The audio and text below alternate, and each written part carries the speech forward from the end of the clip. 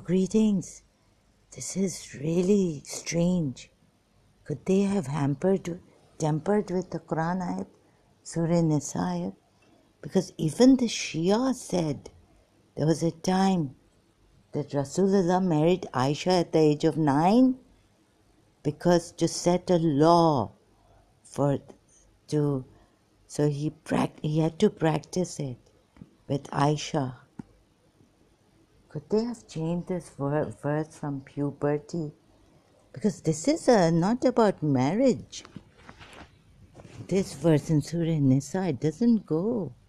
So either the Shias have been wrong, they keep changing, and it's so terrible. Even the Shias have been wrong. And Shias are changing things. And have they tempered with the Quran ayat? It doesn't make sense here. I think the Muslims are. You see, I was just wondering, even if they kill me, what's the use of making a person weak? It's like waning that person's morale. Will you be able? If you put someone under this kind of zulm, in their weakness, they'll have to say yes. Okay, I won't leave my religion. But ask their hearts if it's like forcing someone. And this is what Islam is about. So they don't see this part of Islam. They say, well, this is good for you. If we apply force on you, we want to kill you like.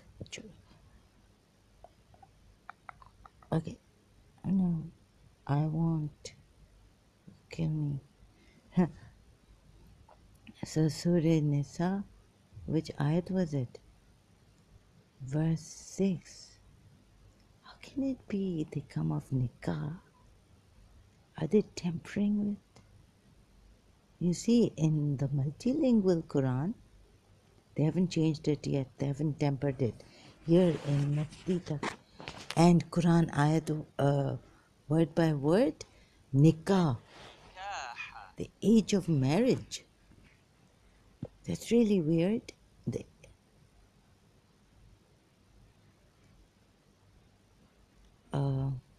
Doesn't make sense.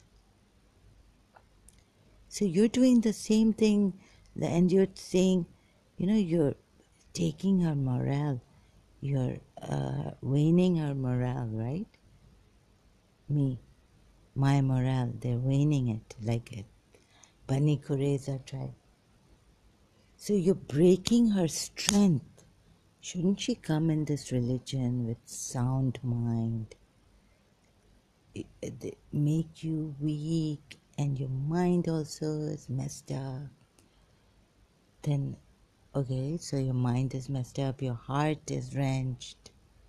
How can you expect? It's like, shaitan, it'll open way to a lot of negativity, satanic thoughts. But we say God's help is going to come. If you just surrender, when I surrender to God, we're Muslims, right? We have to, like as believers, we have to say it, make an intention to ourselves that I'm surrendering my will to God. Look, there are Du'ai Sabah. I've put the reins, my soul's reins in the hands of Allah. Du'ai Sabah, not Sabah Sab. We have the supplication, that morning supplication is called, or we have to recite it in the early morning, Fajr time. So whenever I'm awake for Fajr and I couldn't pray, or when I was praying, because you have to prostrate in the end. So you have to be properly on the prayer mat, saying this Dua Sabah. You see, so the thing is that, no, this Quran ayat,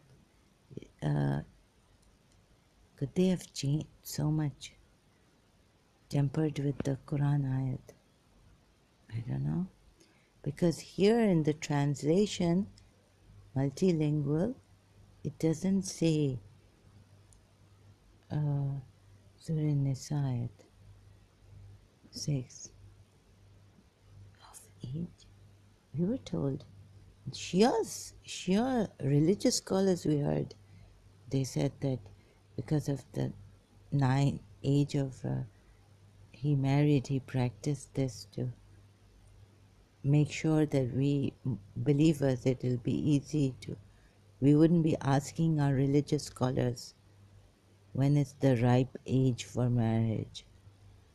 They said, so at this time we can pray, obligatory prayers are allowed and all this. So what cunningness. And test the orphans until they attain puberty. Victor says marriageable age. Yusuf Ali says age of marriage. This is really weird.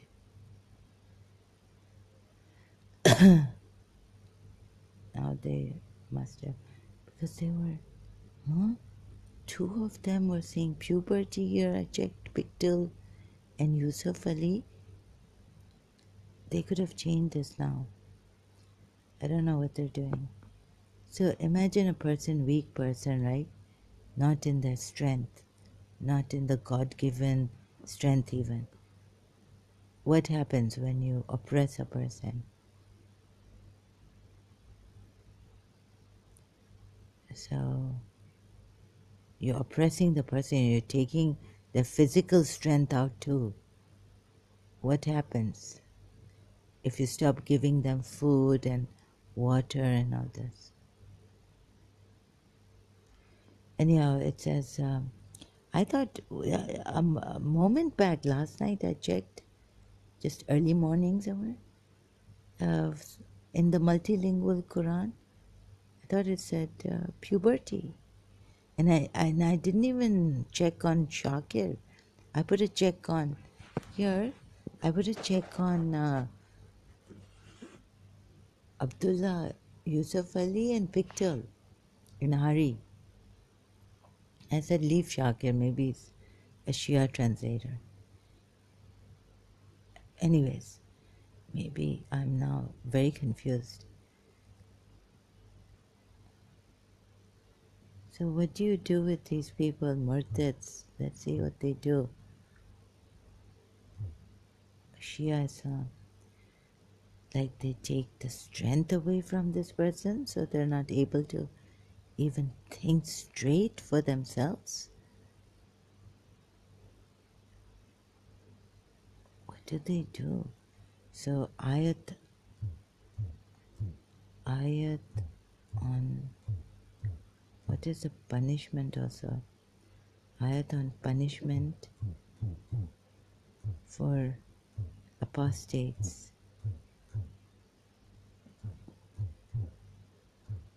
That's so unfair, isn't it? Like they're not coming into this religion with a sound mind. This is Surah Baqarah, Ayat 217, hindering others from the path of Allah, rejecting Him, and expelling the worshippers from the sacred mosque is a greater sin in the sight of Allah. Indicates the punishment for apostasy from Islam is death. Muhammad Iqbal Siddiqui. Okay, he's explaining Surah Baqarah, Ayat 217. Quranic verses in general appear to justify coercion. See? And severe. This is the thing, Wikipedia, thank you. So the Muslims can apply, whoever is responsible for doing this, religious scholar who metes out the punishment, Muslim can use coercion.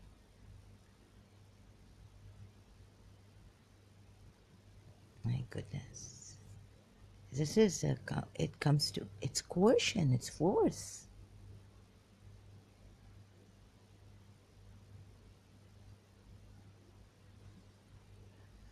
So, oh my God, punishment. There are differences of opinion among Islamic scholars about whether, when, and especially how apostasy in Islam should be punished. From 11th century onwards, apostasy of Muslims from Islam was forbidden by Islamic law. Earlier, apostasy law was only applicable if a certain number of witnesses testify, which for the most part was impossible. Apostasy was punishable by death and also by civil liabilities, such as seizure of property, children, annulment of marriage, loss of inheritance rights.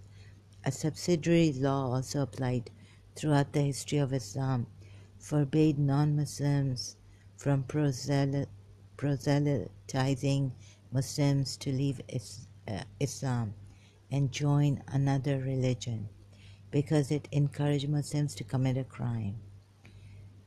Starting in the 19th century, the legal code of many Muslim states no longer included apostasy as a capital crime, and to compensate, some Islamic scholars called for vigilant justice of Hizbah to execute the offenders. Apostasy in Islam, colonial era and after. In contemporary times, the majority of Islamic jurists still regard apostasy as a crime deserving the death penalty. So, the previous one, you can confiscate their rights and perhaps use even coercion at them before death, before killing them. Although a growing body of Islamic jurists oppose this, according to Javed Rahman, as inconsistent with freedom of religion as expressed in the Quran injunction, Quran Surah 88 verse 21 and 22, and Quran Surah 2 verse 256. There's no compulsion in religion, and a relic of the early Islamic community when apostasy was desertion or treason. Still, others support a centrist to moderate position of executing only those whose apostasy is unambiguously provable. Oh my goodness. Such as if two just Muslim eyewitnesses testify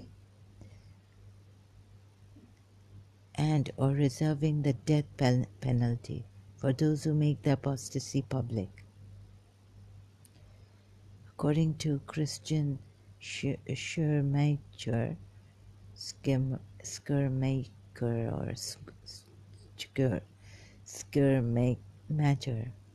a majority of theologians embrace this stance. Who qualifies for judgment for the crime of apostasy? So they can confiscate property and, coercion, apply coercion. Death penalty is classical fiqh. Traditional Sunni and Shia Islamic fiqhs, I think Hanafi, Maliki, Jafri, male apostates must be executed, while a female apostate must be held in solitary confinement till she repents and returns to Islam.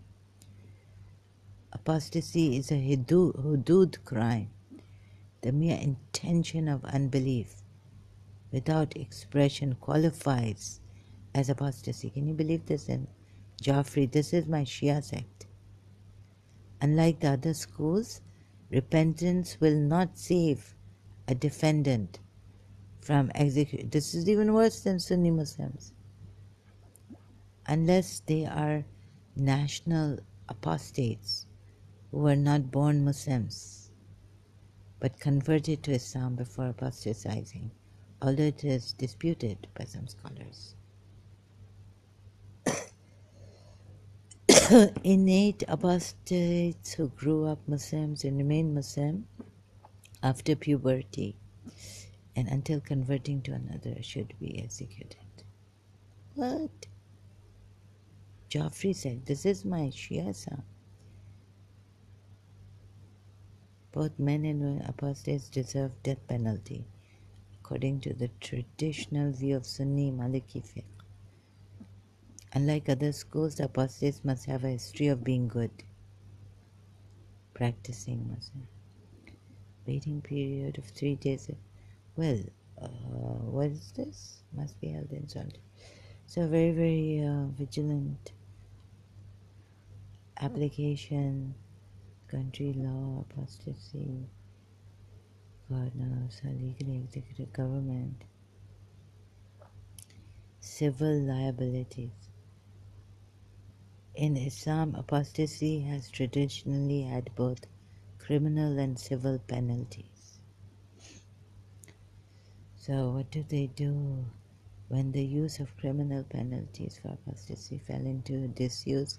Civil penalties were still applied. The punishment for the criminal penalties such as murder include death or prison, while the property of the apostate is seized and distributed to his or her Muslim relatives. His or her marriage annulled, first, as in the case of Nasser Abu Zaid. If they were not married at the time of apostasy, they could not get married. Any children removed and considered ward of the Islamic State. Any children removed and considered ward. Here we go about the children.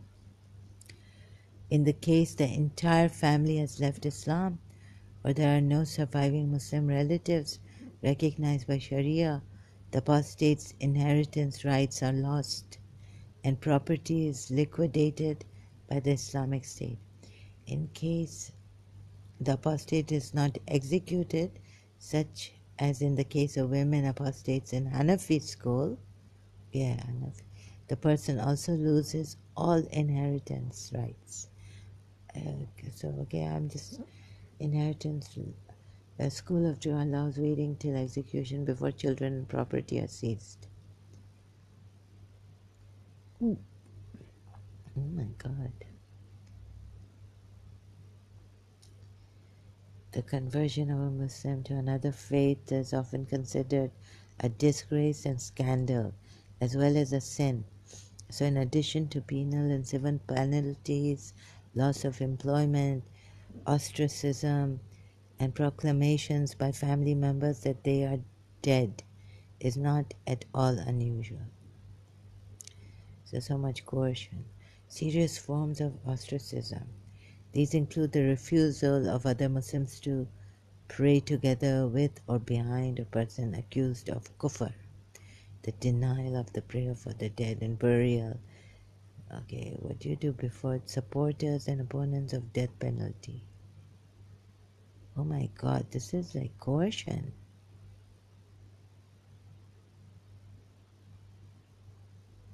The vast majority of Muslim scholars, both past as well as present, consider apostasy a crime deserving the death penalty. So these Yusuf al-Zakir Naik, Sayyid Muhammad Rizvi, a Shia scholar born in India, studied in Qom, Iran, and as of 2021, the Imam Jummah and resident Alim of the Joffrey Islamic Center in Canada. It's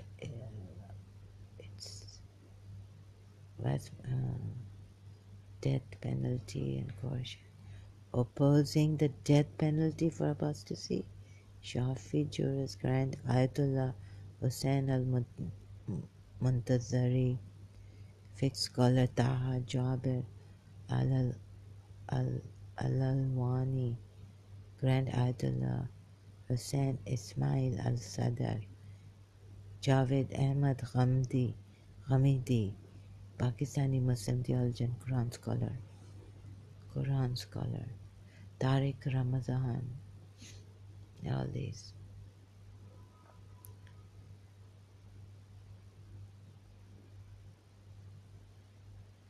Some argue offer for death penalty those who leave Islam should be reasoning or one's whims and desires, but before all else, Quran and Hadith text ruling calls for killing apostates, which all call for killing.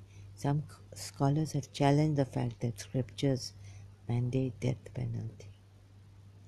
And no, they can't win this. These dissenting, because the verse applies only to entering Islam. Other maintain 2:256. Okay, Surah 2, verse 256 has been abrogated according to classical Quranic scholars. You know, there's no compulsion in religion, has been abrogated.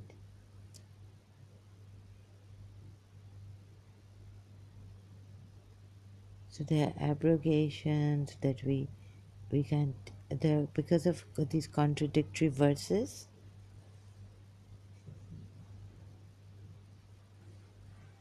Against death penalty. Probably a Shia will not give me a death penalty because last night I said Lanat Allah on whoever, yes, whoever, Prophet Muhammad and his Ahl did zulm on those disbelievers.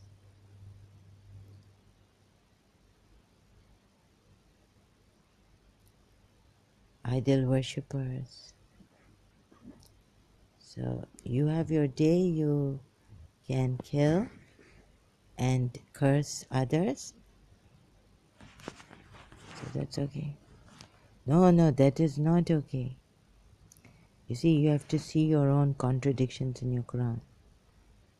Ayats, which first they allow, some say that no, this Ayatul Kursi, the Shias, there's no compulsion in religion, Surah